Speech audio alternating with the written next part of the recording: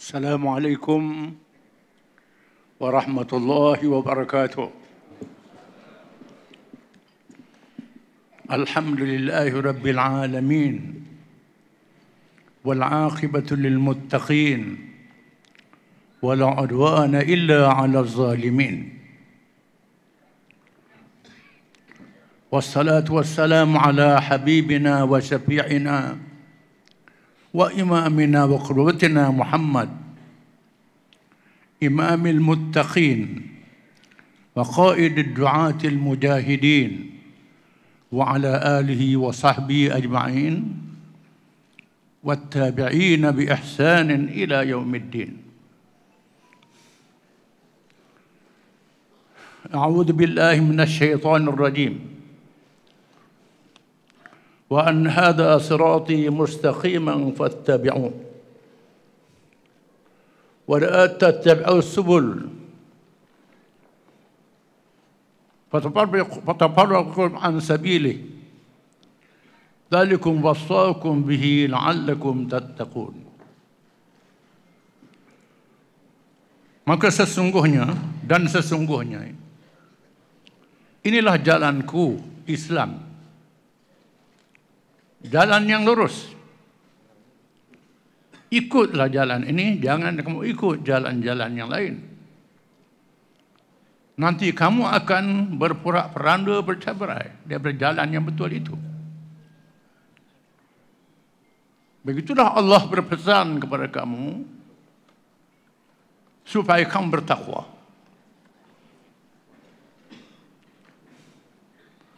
Yang berhormat pengurusi tetap Sahibus Samaha Datuk Mursyid Am, Ashabul Fadilah, Alim Majlis Syura Ulama, yang berhormat Timbalan Presiden, Naib Presiden, Ketua Dewan Ulama Muslimat Pemuda Dewan Himpunan, semua JKP pusat, semua pejabat negeri, semua perwakilan, para tetamu yang dihormati dan dikasihi sekalian. Ayat yang dibaca tadi sangat penting supaya kita terus di atas as-siratal mustaqim, jalan yang lurus. Menjadi doa tiap-tiap rakaat sembahyang. Banyak ayat-ayat Quran menafsirkan ayat ini, termasuk hadis-hadis Nabi SAW. Bukan sahaja para ulama. Yang paling tinggi dalam ilmu tafsir, tafsirul Quran bil Quran. Quran menafsirkan Quran. Hadis menafsirkan Quran. Bukan saja sabda, termasuklah praktikal dan amalan. Tak perlu saya ulang. Acak kali sudah disebut. Sama ada jalan yang lurus itu dan cabaran-cabarannya yang banyak. Seterusnya saya ucap tahniah kepada pemimpin-pemimpin yang baru dipilih dalam muktamar. Mengucapkan syabas mereka yang tak dipilih, walaupun tak ramai, sangat bermakna. Mereka terus berada dalam muktamar, tak tinggal muktamar. Tentu lepas ni tak tubuh parti lain macam dulu. Menandakan istiqamah kita.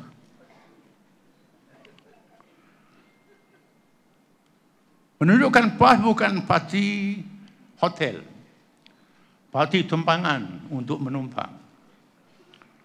Oleh kerana cabarannya banyak, mereka yang tak menumpang, yang nak menumpang agak berkurangan. Tak adalah, insya-Allah.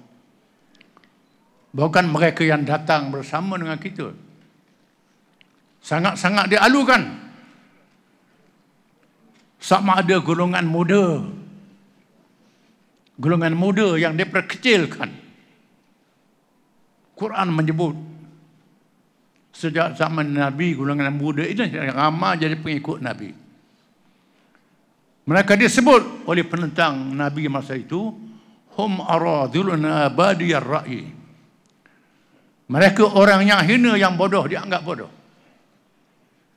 Mereka inilah yang melangsungkan perjuangan selepas Nabi wafat. Mereka sangat penting. Dialu-alukan juga tokoh-tokoh besar yang pernah jadi parti lawan kita, yang menyertai kita. Sangat bermakna. Nabi menyebut khiyarukum fil jahiliyati khiyarukum fil islami idza faqahu. Mereka yang terpilih, yang bijak ketokohannya di zaman jahiliyah, kalau bersama Islam tetap menjadi orang yang bermakna kepada perjuangan Islam. Bila mereka memahami perjuangan itu, dilaksanakan oleh Nabi SAW. Tokoh-tokoh besar yang menentang Islam di peringkat Makkiyah akhirnya bersama dengan Islam. Kita sekarang taklah sampai jahiliyah Mekah itu. Tokoh-tokoh yang terdiri daripada orang-orang Islam yang berpecah dengan kita. Bukannya jahiliyah. Cuma salah pendapat. Maka keadaannya lebih mudah. Kita wajib meletakkan tokoh-tokoh ini di tempat yang sewajarnya, insya-Allah.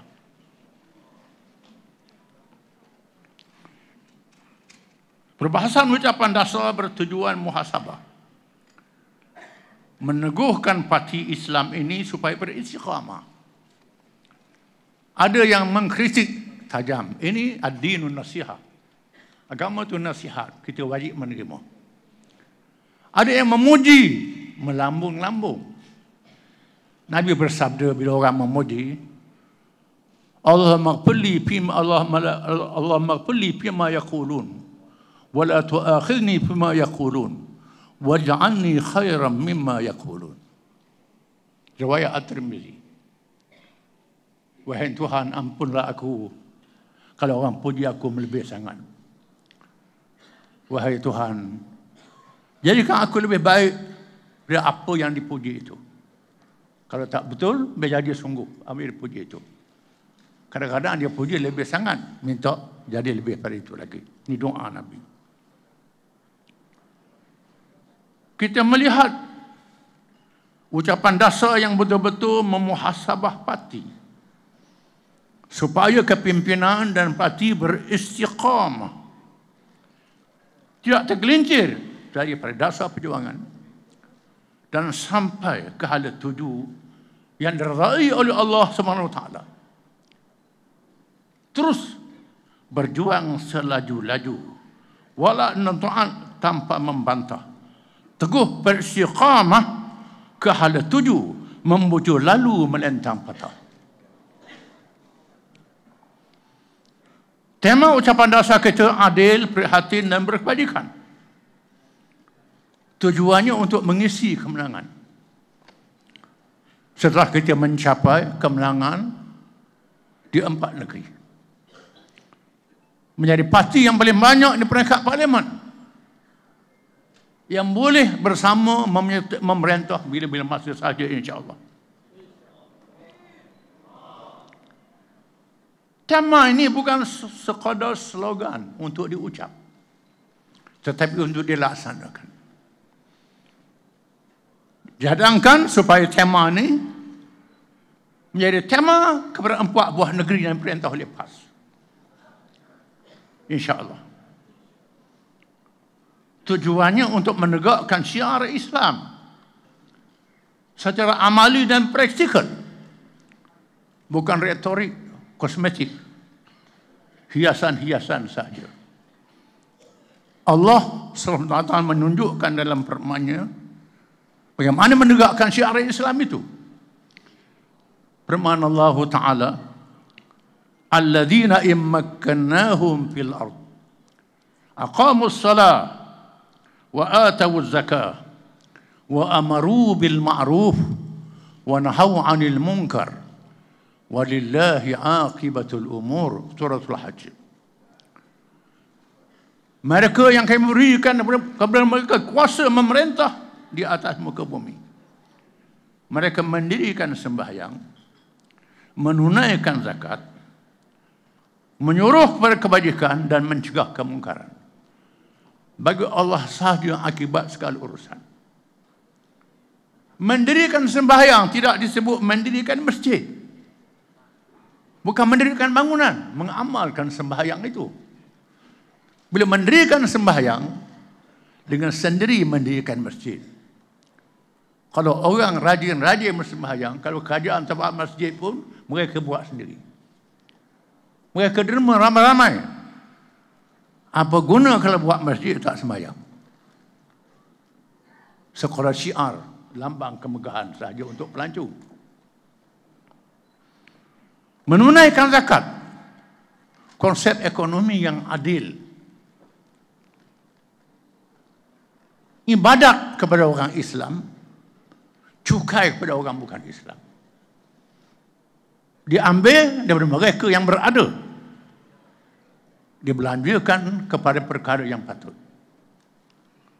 Dengan adil dan baik.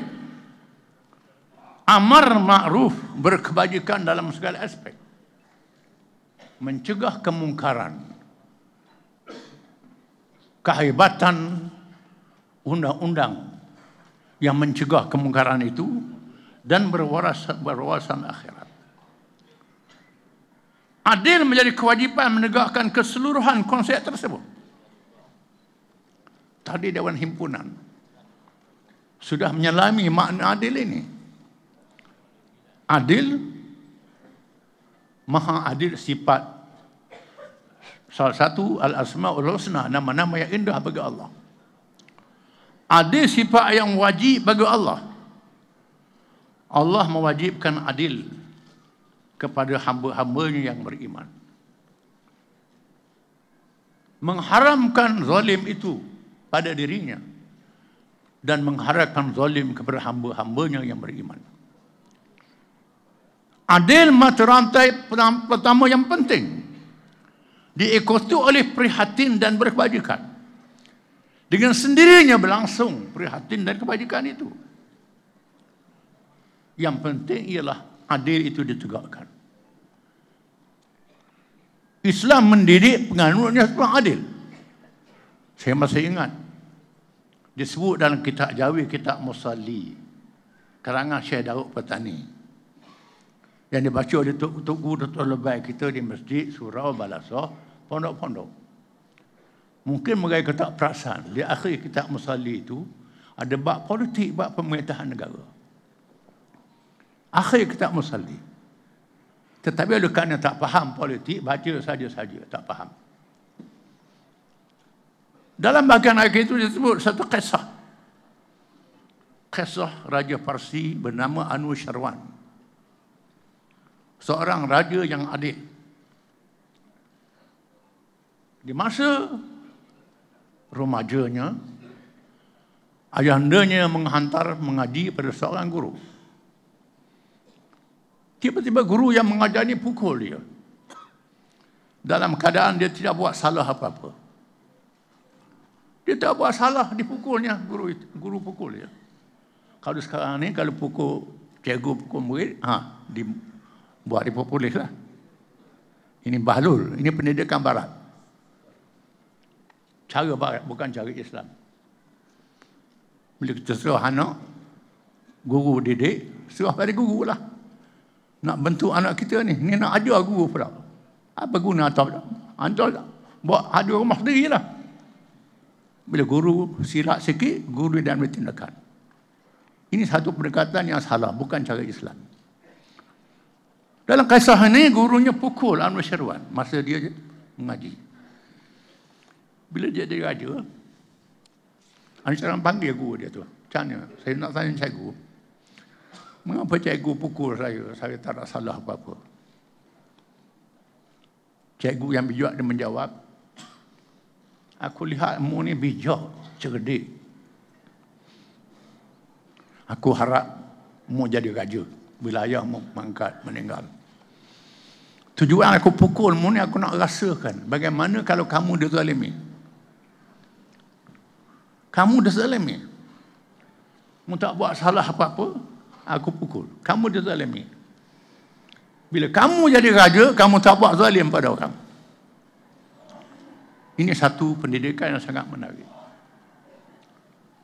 Alhamdulillah, kita dirasakan dengan kezaliman yang banyak. Menjadi mangsa kezaliman sepanjang perjuangan kita. Mangsa penindasan, dipinggirkan dan sebagainya. Ini mendidik kita. Bila kita jadi kerajaan, kita jangan buat zalim pada orang. Ini sangat penting. Jangan balas dendam. Ini yang diajar oleh Nabi kita Muhammad sallallahu alaihi wasallam. Kita sabar. Kita anggap itu pendidikan dalam perjuangan kita. Jangan jadi macam PS, membawa naratif, menutup-belikkan kezaliman, tak nampak. Tak nampak dia zalim, padahal dia buat zalim. Merawar-warkan keadilan, tata kelola yang baik dan sebagainya. Di sana Allah Ta'ala menerangkan bagaimana keadilan itu ditegakkan secara objektif. Firman Allah Ta'ala, ya ayyuhalladzina amanu kunu qawwamina lillah syuhada'a bil qist wa lijmannakum shana'an qaumin ala alla ta'dilu ya'dilu aqrabu lit taqwa. Wahai orang-orang yang beriman, jadilah kamu orang-orang yang menegakkan keadilan kerana Allah. Jangan sebab kamu bermusuh dengan sesuatu kaum, kamu zalim terhadap kaum itu. Berlaku adil. Allah, kerana adil itu lebih hampir pada takwa. Kita mesti buktikan di negeri yang kita perintah. Negeri Kelantan, Terengganu, Kedah dan Perlis. Keadaan ini sangat mencabar. Sangat mencabar. Kerana orang kita ni sangat geram. Orang kita ni lama susah. Saksikan apa yang dibawa oleh Nabi SAW. Bila Nabi menang dalam selepas perang Hunain, mengalahkan Hawazin dan Saqif. Banyak harta rampasan. Ratusan ribu ekor unta. Kambing beri-beri ditawan. Itu harta zaman dulu. Nabi membahagi-bahagikan rampasan ini kepada al-mu'allaf. Al-mu'allafatu qulubuhum. Orang yang baru masuk Islam. Termasuklah kepada orang bukan Islam yang hendak dijinakkan. Nabi bagi rampasan ini. Dia beri pada Abu Sufyan 100 ekor unta. Muawiyah 100 ekor unta. Ketua kabilah ni 100 ekor unta. Ratus-ratus ekor unta. Tiba-tiba habis. Tiba-tiba orang Madinah tak dapat. Lalu mereka merungut sesama mereka sampai hati Rasulullah. Tak bagi dekat kita. Habis bagi kepada orang yang baru. Padahal kita telah berjuang dengan Rasulullah dengan penuh pengorbanan. Sampai hati tak bagi. Lalu Nabi kumpulkan mereka satu lembah dan menyampaikan ucapan. Wahai golongan Ansar, sampai kepadaku tentang pengaduan kalangan kamu tak puas hati kerana aku bagi kepada orang-orang yang baru masuk Islam untuk menjinakkan mereka. Sebenarnya aku percaya pada kamu, aku yakin pada kamu, keikhlasan kamu, aku lakukan yang begitu. Ketahuilah golongan Ansar, aku bersama kamu berhijrah dari negeri kamu, sentiasa golongan dengan Ansar, bersama dunia dan akhirat. Orang lain balik ke kampung-kampung mereka mengheret unta-unta yang dibagi. Kamu pulang ke Madinah, bawa Rasulullah bersama dengan kamu. Menyebabkan mereka menangis bila mendengar ucapan ini.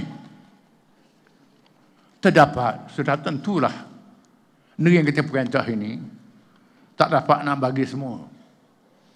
Biasalah bila jadi kerajaan, yang ini minta projek, ini minta benda, ini minta benda. Kita terpaksa melayan semua. Kerana kita nak jadi kerajaan yang adil. Semua rakyat kita. Sang benda yang menyokong kita, yang membanggang kita. Ini kita nak buktikan. Bila ditunjukkan hal ini menyulitkan mereka yang mentadbir dan memerintah. Tidak senang. Banyak cabaran-cabaran yang kita hadapi. Di kalangan kita ni ada orang yang kuat iman, yang lemah iman. Ada golongan oportunis, macam-macam jenis. Ini kita tangani. Ini satu cabaran yang sangat besar. InsyaAllah saya akan sebut dalam perkara parti menguasai kerajaan. Saya panjangkan. Kita saksikan sahabat-sahabat kita di Palestin. Kumpulan Islam. Hamas, Tanzim Jihad dan Hizbullah. Ini kumpulan Islam. Hamas, Tanzim Jihad dari kalangan Sunni, Hizbullah dari kalangan Syiah. Walaupun mereka berlainan mazhab, tetapi sama-sama pegang dengan rukun Islam, Quran dan hadis. Mereka buktikan bagaimana perintah Allah di dalam Quran. Kerana semua mazhab yang berlaku dalam Islam, perpecahan zaman sahabat dan tabi'in berkait dengan khilafah, menimbulkan mazhab Sunni, Syiah dan Khawarij. Selepas itu mereka bersatu. Kalangan mereka sahabat dan tabi'in, kemudian berlaku perpecahan yang hebat kalangan umat Islam, menyebabkan berpecah belaga antara satu sama lain. Al-Imam Abdul Hasan Al-Asy'ari mengarang satu kitab yang bernama Maqalatul Islamiyyin wa Ikhtilaful Musallin. Perbezaan kata-kata kalangan orang yang mengaku Islam. Dan khilaf kalangan mereka yang bersemayang. Semua semayang, tapi khilaf. Berbalah antara satu sama lain. Sunni, Syiah dan Khawarij. Kumpulan yang besar. Namun mereka bersama rukun, ahli qiblah. Tak dinafikan di sana ada mereka yang tercecer kerana kejahilannya. Ini dalam umat. Kerana kelemahan pengetahuannya. Kerana terpinggirnya. Yang perlu diselesaikan di kalangan umat. Bukan menjadi sebab perpecahan. Alhamdulillah, menghadapi cabaran di Palestin, mereka bersatu. Kumpulan ini. Mereka berjihad dengan membuktikan perintah Allah Ta'ala. وَقَاتِلُوا فِي سَبِيلِ اللَّهِ الَّذِينَ يُقَاتِلُونَكُمْ وَلَا تَعْتَدُوا إِنَّ اللَّهَ لَا يُحِبُّ الْمُعْتَدِينَ. Dan perangilah orang-orang yang memerangi kamu pada jalan Allah. Jangan kamu melampaui batas. Allah Ta'ala tidak mengasihi orang-orang yang melampaui batas. Dihuraikan oleh Nabi SAW, bila berperang tidak boleh membunuh orang tua. Tak boleh membunuh kanak-kanak. Tak boleh membunuh kaum wanita. Tak boleh membunuh padri-padri di rumah-rumah ibadat. Sami-sami di rumah ibadat. Tak boleh musnahkan rumah ibadat sewenang-wenang. Ini perintah Nabi menafsirkan ayat tersebut tadi. Kita saksikan bagaimana kumpulan-kumpulan ini membuktikan perintah ini. Mereka menyerang sasaran tentera saja. Tak menyerang orang awam. Ini yang berlaku. Berbeza dengan Israel. Memerangi orang awam. Bom tanpa mengira orang tua, kanak-kanak, wanita, termasuk hospital. Dibom juga. Termasuklah juga rumah-rumah ibadat. Dibom juga. Ini Israel. Dibantu oleh Amerika. Dengan sebab itu saya mengingatkan supaya kita tak boleh samakan kumpulan dengan Daesh. Tak boleh sama dengan Daesh. Kumpulan yang melampau yang diwujudkan dalam masyarakat Islam, banyak pihak mendedahkan bahawa ini ciptaan ejen-ejen negara asing untuk melakukan provokasi dalam negeri orang Islam. Kumpulan yang sedang berjihad Palestin sekarang, mereka menunaikan kewajipan yang betul-betul mengikut arahan Allah Subhanahu Wa Taala dengan cara yang seksama. Apa yang menarik, Israel digabungkan oleh kuasa-kuasa besar, merupakan peristiwa Ahzab yang sama dengan Nabi SAW yang disebut dalam Al-Quran, hunalika btuliyal mu'minun wa zulzilu zilzalan syadida. Di sana bila Ahzab datang mengepung Madinah, orang beriman diuji dengan sehebat-hebat, digoncang dengan goncangan yang sangat dahsyat. Bila berlaku Ahzab, menyebabkan masyarakat Madinah berpecah. Yang pertama, golongan beriman yang sungguh-sungguh. Yang kedua, golongan munafik. Yang ketiga, golongan lemah iman dan bodoh. Ini wujud di Madinah, disebut oleh Quran. Yang beriman firman Allah Ta'ala, walamma ra'al mu'minuna al-ahzab qalu hadha ma wa'adana Allah rasuluh wa sadaqa Allah rasulah wa ma zadahum illa imanan wa taslima. Minal mu'minin rijalun sadaqu ma ahadullah alaih wa minhum man qada nahbah wa minhum man yantadir wa ma baddalu tabdila. Di kalangan mereka yang beriman itu ada orang yang iaitulah yang beriman bila melihat tentera Ahzab datang, mereka berkata, inilah janji Allah dan Rasulnya. Tidaklah menambahkan kepada mereka melainkan keimanan yang lebih dan Islam yang lebih kuat. Di kalangan yang beriman itu terdapat orang-orang yang benar janji mereka dengan Allah. Ada yang mati syahid, ada yang menunggu giliran untuk mati bila masa sahaja, dan mereka tidak ubah janji terhadap Allah. Ini yang pertama. Yang kedua, golongan munafik yang ada di Madinah. Wa idh yaqulul munafiqun walladzina fi qulubihim maradun ma wa'adallahu wa rasuluhu illa ghurura. Bila golongan munafik berkata, dan mereka yang ada yakin dalam hati mereka berkata, janji Islam akan menang oleh Nabi dan Rasulnya, satu janji untuk menggoda kita. Tak menang Islam sampai bila-bila. Ini penipuan. Lihat, Ahzab sudah datang, masing-masing bertahan dengan parit saja, tak mampu nak lawan. Sampai bila Islam tak boleh menang. Ini satu puak. Satu puak lagi ialah kalangan yang lemah iman, kalangan orang Islam. Yang lemah iman. Disebut oleh Tuhan dalam Quran. Firman Allah Ta'ala, yabghunakumul fitnah wa fikum sama'una lahum. Golongan munafik itu membawa kata-kata fitnah, termasuk kalangan orang Islam ini yang terpengaruh dengan ucapan orang munafik. Satu buat lagi firman Allah Ta'ala, qad ya'lamullahu al-mu'awwiqina minkum. Suratul Ahzab. Allah Ta'ala tahu ada kalangan orang Islam yang menghalang untuk menentang musuh. Ini berlaku zaman Nabi. Dan berlaku juga peristiwa di Gaza dan Palestin sekarang. Kita menyaksikan di mana kumpulan-kumpulan Islam Palestin bersatu. Sama ada kumpulan Islam termasuk kumpulan sekular. Orang Arab sekular pun bersatu, menyokong. Ini menarik. Negara-negara Arab juga kelihatan mula nak bersatu. Termasuk negara-negara umat Islam. Hanya segelintir saja. Termasuk negara-negara Amerika Latin juga menyokong Palestin. Ada yang putus hubungan diplomatik dengan Israel, yang halau dari Israel. Ini sangat menarik. Ini berlaku. Berlaku macam zaman Nabi. Kita menyaksikan bagaimana orang Islam bersatu. Syekhul Azhar membuat kenyataan. Ini mewakili Sunni yang terbesar. Menyokong Palestin, mengajak umat Islam mendukung perjuangan Palestin sekarang. Yang kedua, Ayatullah Khamenei Pemimpin Syiah di Iran membuat kenyataan yang sama, menyokong Palestin.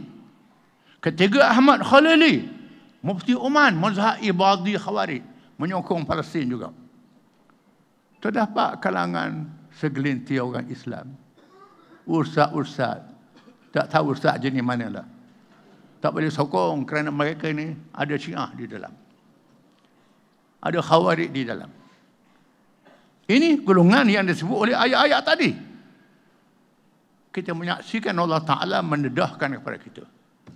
Apa yang berlaku sekarang? Yang pertama, diucap oleh Nabi SAW, La tazalu ta'ifatun min ummati ala al-haqqi zahirin, la yadurruhum man khalafahum, illa ma asabahum min la'wa, wa hum ala dhalik, hatta yati amrullah. Masih ada kalangan umat aku yang bangkit menegakkan kebenaran Islam secara nyata. Tidak boleh dimerodatkan oleh orang yang menyalahi mereka, tak sokong mereka. Mereka ditipu oleh sedikit kesusahan. Sedikit kesusahan. Kemudian mereka meneruskan perjuangan sehingga datangnya kemenangan dijanji oleh Allah. Sahabatnya, manhum ya Rasulullah? Siapa mereka? Nabi kata, hum ashab Baitul Maqdis wa aknab Baitul Maqdis. Mereka ialah penduduk Baitul Maqdis dan keliling Baitul Maqdis. Keliling Baitul Maqdis. Penduduk Baitul Maqdis ialah orang Palestin. Keliling Baitul Maqdis ialah Mesir, Jordan, Lebanon, Syria dan lain-lain. Ini aknab Baitul Maqdis bersama dengan mereka. Kita lihat Nabi melaksanakan tugas perjuangan ini, menerima semua pihak yang menyokong perjuangan dia. Orang Islam yang baik, Islam yang jahat, Islam yang buat maksiat, Islam yang kedarah-hara, Islam yang macam, Nabi terima semua. Dalam masa menghadapi musuh, Nabi terima semua. Termasuklah Nabi menerima pertolongan bukan Islam. Bukan Islam. Bila Nabi nak berhijrah di marhalah Makkiyah, Nabi nak masuk Mekah, Nabi terima pertolongan Mut'im bin Adi yang melindungi Nabi bila nak masuk Mekah. Mut'im ini seorang musyrik. Bila Nabi nak berhijrah ke Madinah, Nabi menggunakan khidmat seorang musyrik Abdullah bin Uraqid yang bukan Islam, memandu jalan untuk hijrah. Nabi khidmat. Bila Nabi nak pergi ke Hunain berperang, Nabi mengambil senjata yang disimpan oleh Safwan bin Umayyah, seorang pemimpin musyrik. Nabi ambil senjata dia pinjam. Nabi tunjuk mukjizat dia, panggil dia, aku tahu kamu simpan senjata di sini, tempat ni, tempat ni. Padahal tempat rahsia orang tak tahu. Ini mukjizat Nabi. Dia terpaksa buat keluar, dia tanya pinjam ke rampas. Nabi kata pinjam saja. Ini berlaku. Nabi pinjam, termasuklah meminjam senjata Yahudi pergi ke Madinah yang berterlibat sahifah Madinah. Ini kerana Sunni, ada Syiah, ada Khawarij ni tak boleh sokong perjuangan ni. Ini jenis apa? Ini termasuk dalam kalangan yang Nabi Musa berdoa, Allah maghfir bima fa'ala sufaha'u minna, wahai Tuhan ampunilah kami dengan sebab ada orang-orang yang bodoh kalangan kami. Ini ada ni. Ini sangat mencabar, tapi tak apalah. Itu menjadi ujian kepada kita. InsyaAllah kita harapkan Palestin akan mendapat kemenangan. Yang kedua, kita membawa konsep parti menguasai kerajaan. Sebenarnya sudah ada dalam perlembagaan PAS. Pasal 48D disebut perlembagaan PAS. Menyediakan dan mengemukakan rancangan polisi-polisi dan menentukan sikap serta pendirian perhubungan PAS negeri itu yang sesuai dengan dasar dan tujuan PAS kepada ahli-ahli parti yang menjadi pemutus dalam sesebuah negeri yang dikuasai oleh PAS dan memilih perjalanan kerajaan selaras dengan kehendak parti. Ini dalam perlembagaan. Untuk melecehkan lagi perjalanan, PAS sudah membuat keputusan menubuhkan jawatan kuasa pemandu. dianggotai oleh pimpinan pusat yang ada kebolehan, khusus dalam Dewan Harian, dan dijemput tokoh-tokoh yang kita pilih untuk memandu kerajaan negeri. Yang kedua, Menteri Besar menyertai Dewan Harian. Dewan Harian ini sepatutnya pimpinan utama, iaitulah Presiden, Timbalan, Naib, Ketua Dewan, Bendahari, Ketua Pilihan Raya. Tapi sekarang kita buat keputusan Menteri Besar ni hadir dalam mesyuarat Dewan Harian. Dia kena hadir, tak boleh tak hadir. Kemudian yang ketiga, parti membantu kerajaan. Kita harap parti membantu kerajaan. Jangan jadi pembangkang. Ada orang kata tak sedar, dia jadi kerajaan dah jadi pembangkang juga. Dia orang parti. Di sini peranan cawangan-cawangan. Bukan saja menjadi cawangan parti, cawangan membantu kerajaan. Ahli membantu kerajaan. Kalau ada kelemahan-kelemahan, jangan menumpang untuk menjatuhkan kerajaan. Jangan tebuk bahtera. Tak boleh. Tak boleh. Nabi sebut dalam satu hadis, disebut dalam Riyadhus Salihin, Nabi kata, laksana orang yang berkuasa menjalankan tugas kalangan kamu dengan orang yang berada di bawahnya, laksana mereka yang diundi dalam sebuah bahtera. Ada yang berada di atas kapal, yang berada di petak bawah. Tiba-tiba mereka yang berada di petak bawah itu mahukan air dengan cepat. Kalau mereka biarkan mereka mahu air cepat, ada yang mencadangkan tebuk kapal dengan kapal. Tebuk kapal dapat air cepat. Kalau dia biarkan mereka tebuk kapal, kapal tenggelam, semuanya habis. Kalau dihalang mereka yang nak tebuk kapal ni supaya bersabar, akhirnya dapat juga air walaupun makan masa. Kapal tak gelam, semuanya selamat. Jangan ada kalangan ahli-ahli parti yang jadi penebuk kapal. Ini tidak boleh. Tidak boleh. Tak boleh. Jangan. Kita kena tahan parti kita yang memerintah. Sebarang kelemahan kita tolong. Jangan dedah-dedahkan kelemahan itu. Selesaikan kelemahan itu. Jangan menolong musuh dan lawan kita. Ini sangat penting.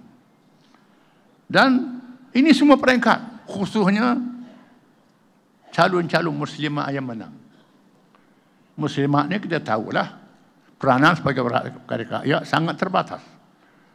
Dan ada tugas-tugas yang lain besar. Dengan sebab itu maka cawangan-cawangan di tempat-tempat muslimat menang ni perlu berfungsi memainkan peranan untuk membantu sebagai wakil rakyat. Sangat penting.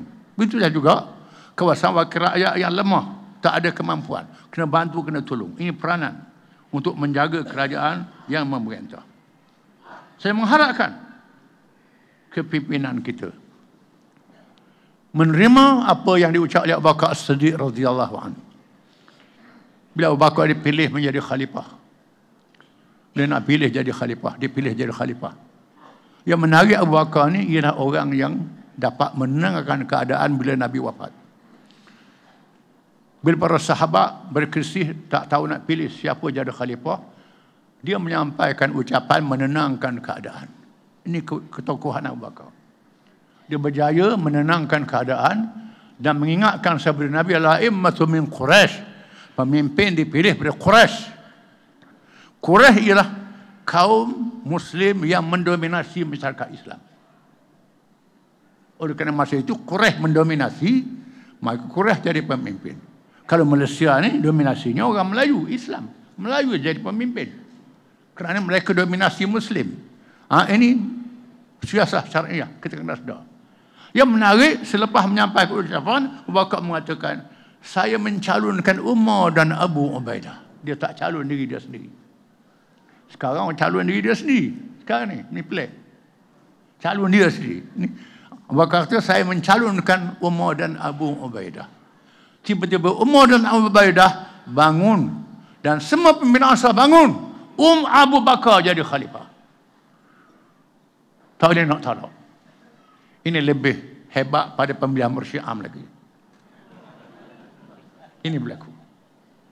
Berlaku masa itu. Bila bakal jadi khalifah, dia menyampaikan ucapan yang terkenal. Ucapan dia apa dia? Ini jadi panduan kepada pemimpin kita yang memerintah negeri.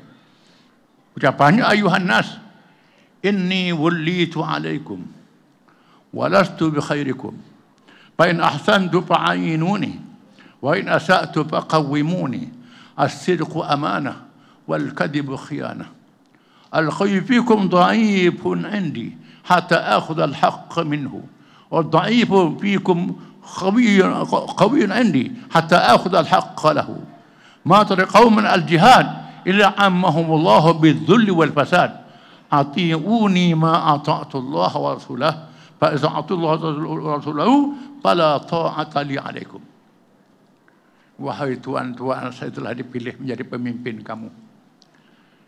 Padahal saya bukan orang terbaik. Ada lagi lebih baik pada saya. Mengapa pilih saya? Bila saya telah dipilih, maka kata, kalau saya betul, tolong saya. Kalau saya terpesong, perbetulkan saya. Benar adalah amanah, bohong adalah khianat. Jangan mengampu saya, cakap benar. Kalau saya betul, saya salah, kata salah. Orang yang kuat kalangan kamu lemah pada saya akan ambil hak yang dirampas orang yang lemah. Orang yang lemah kuat pada saya akan kembalikan hak yang dirampas. Jangan tinggalkan perjuangan untuk menegakkan Islam. Jadi kaum yang meninggalkan jihad menegakkan Islam, mereka akan ditimpa kehinaan. Taat pada saya selagi saya taat kepada Allah. Kalau saya taat pada Allah dan Rasul, jangan taat pada saya. Jangan taat mutlak. Ini tidak boleh. Ini siapa yang bakal. Sayyidina Umar bin Khattab radhiyallahu an, bila dipilih menjadi khalifah, menerima kritik daripada siapa saja. Yang menarik, satu hari dia berjumpa dengan seorang perempuan tua. Ketika bersiar-siar di Madinah bersama dengan beberapa orang sahabat yang lain, jumpa seorang perempuan tua. Perempuan tua itu kata, wahai Umar, panggil Umar aja.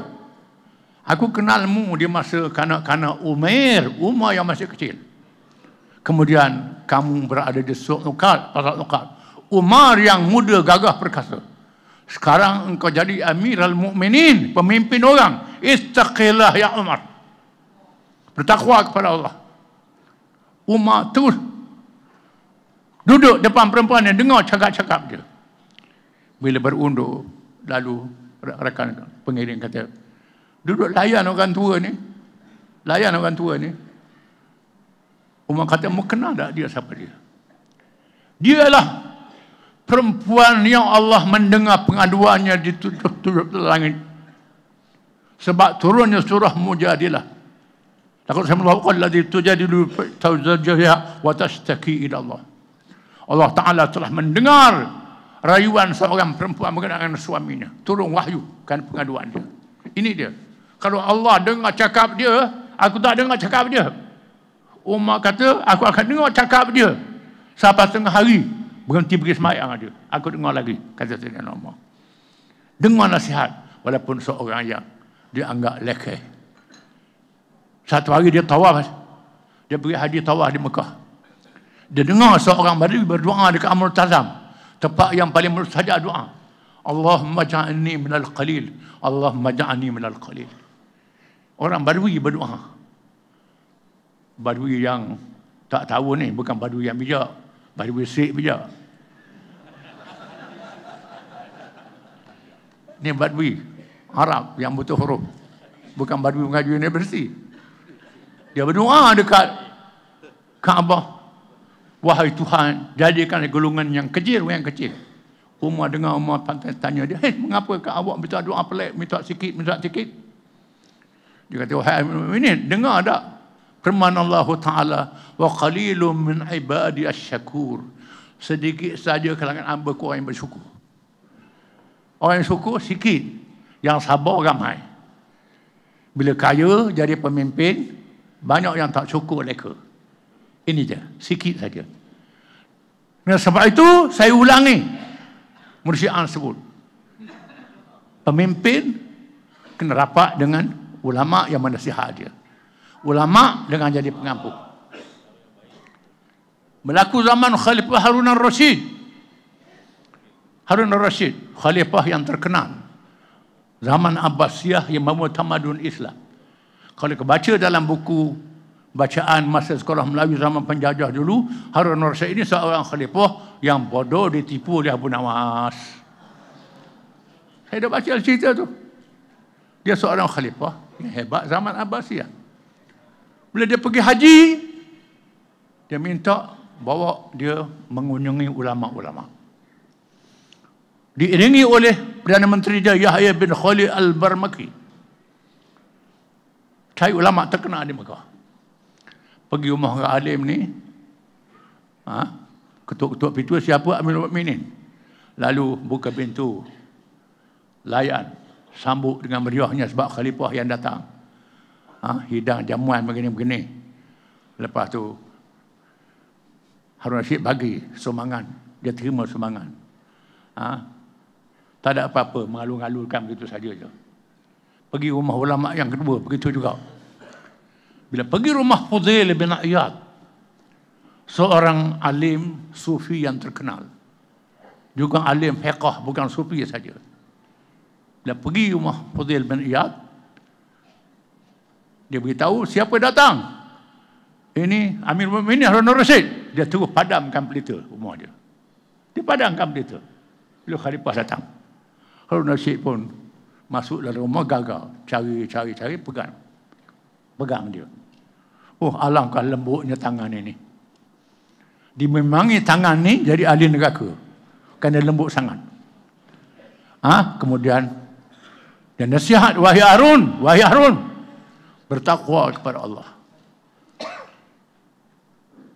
Lakukan keadilan. Jangan terpengaruh dengan pengampu. Pengampu dia buatkan kamu masuk neraka. Orang keliling kamu. Lalu Perdana Menteri kata, janganlah banyak sangat kata khalifah ni. Fudail kata, orang macam ni lah yang merosakkan khalifah. Ini berlaku Fudail bin Iyad. Kemudian lepas tu khalifah nak bagi sumbangan kepada dia. Dia kata, saya dah ada duit, beri pada orang lain yang memerlukan.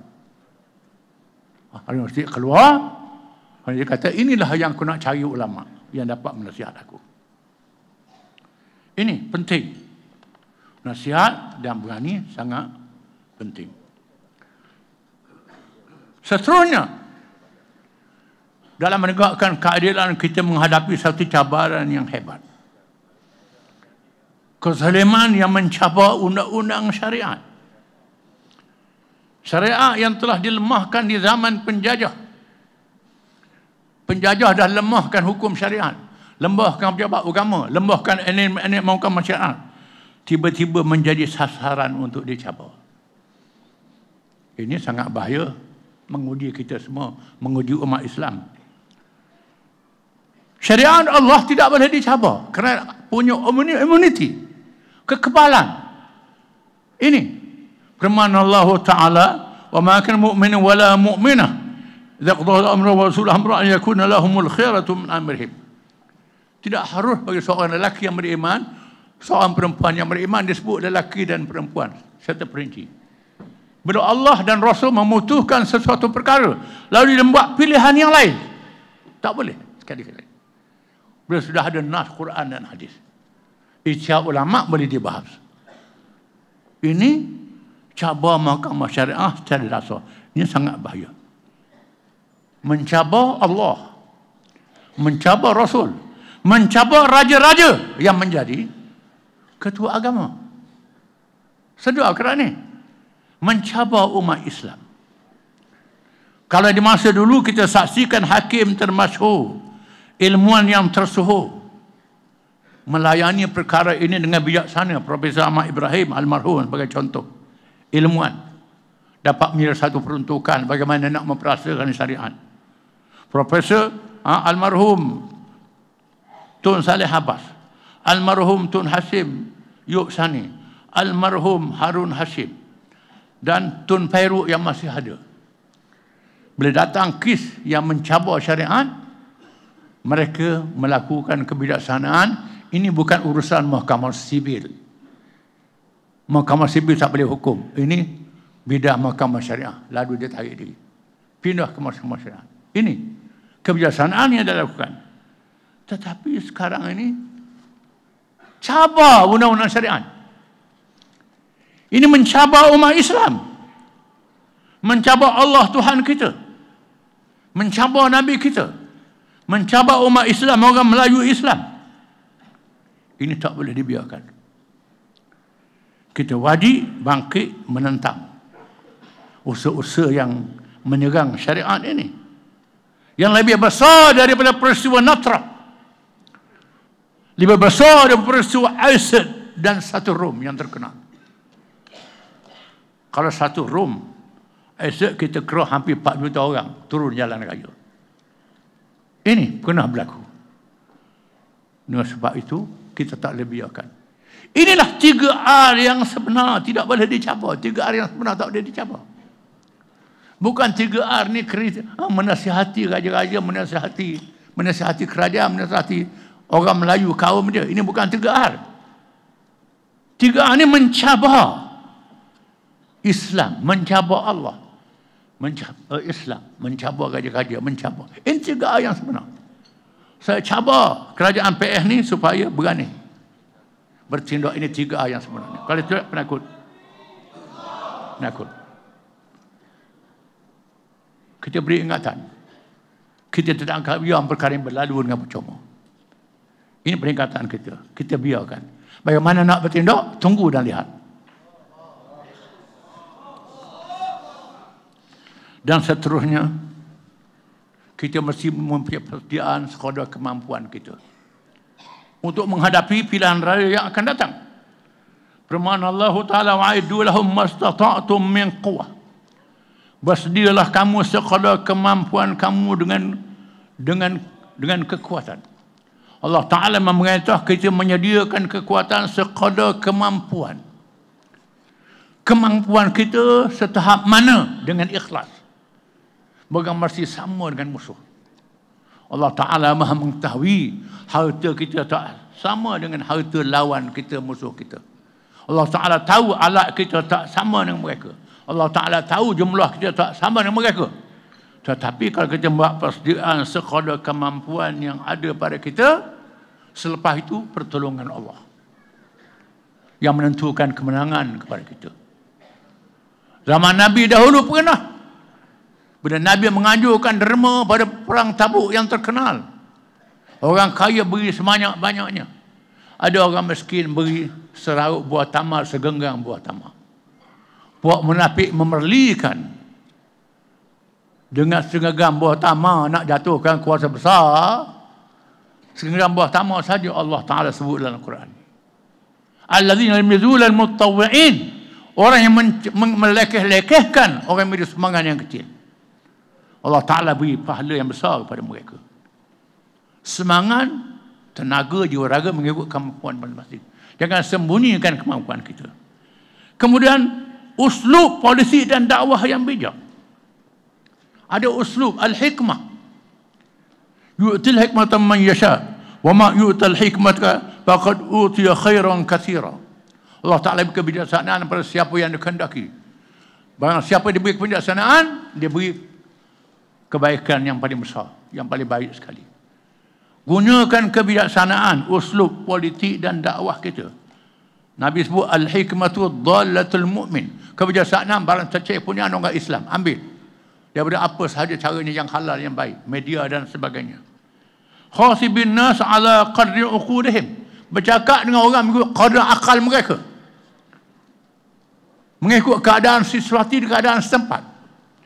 Saya nak ingatkan ulama-ulama kita yang mengajar, pendakwah-pendakwah kita yang berdakwah, kena beza antara khutbah jemaat dengan kuliah.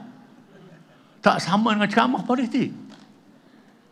Ada setengah ulama kita, kena sebutlah, pendakwah kita, khutbah jemaat sama dengan kempen pilihan raya, kempen politik. Yang ada depan kita macam-macam.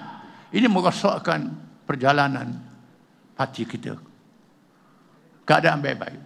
Cakap dengan orang mengikut kadar kemampuan dia. Yang ada depan kita ni bukan orang yang faham macam kita. Yang faham, yang tak faham, yang jahil merokat pun ada. Jahil merokat ni yang tak tahu dia jahil, berasa dia pandai. Ini bahaya. Dan sebab itu mesti uslub politik dan dakwah yang bijak. Nak panggil penceramah pun kena pandai lah. Dia panggil ceramah tu nak suruh kata orang dekat rumah kita. Ini satu hal. Dia panggil penceramah yang keras-keras, tujuannya apa? Nak jawab. Dekat rumah dia tu dia nak marah sangat. Yang bawah ni dia bila dengar ceramah semangat, takbir kuat-kuat. Kadang-kadang takbir tak tahu tempat. Tempat tak takbir juga. Ini faham. Kena ada uslub. Kita faham. InsyaAllah kalau kita jalani hal lain dengan cara yang baik, InsyaAllah perjalanan parti kita akan beristiqamah sampai ke hala tujuannya. Akhirnya saya ucapkan terima kasih kepada semua yang telah menjalani muktamar ini dengan sebaik-baiknya. Semua yang membantu, yang menolong sehingga muktamar kita selesai, yang hadir sehingga tamat muktamar dengan penuh meriah. Sangat menarik, bukan macam muktamar dulu. Bila akhir-akhir ini banyak dah yang balik. Ini penuh dewan kita nampak ini. Sangat menarik. Dan saya hadiahkan dengan pantun, pengurusi tak perlu jawab. Persidangan berlaku menempuh sejarah. Selamat pulang dengan selamat. Sedia berhimpun bila kita bersidang sehingga tamat. Persidangan berlaku menempuh sejarah. Selamat pulang dengan selamat. Sedia berhimpun bila dikrah. Takbir. Sekian. Siruanglah barakatillah. Wassalamualaikum warahmatullahi wabarakatuh. Takbir. Takbir. Takbir. Takbir. Takbir. Walillahilhamd.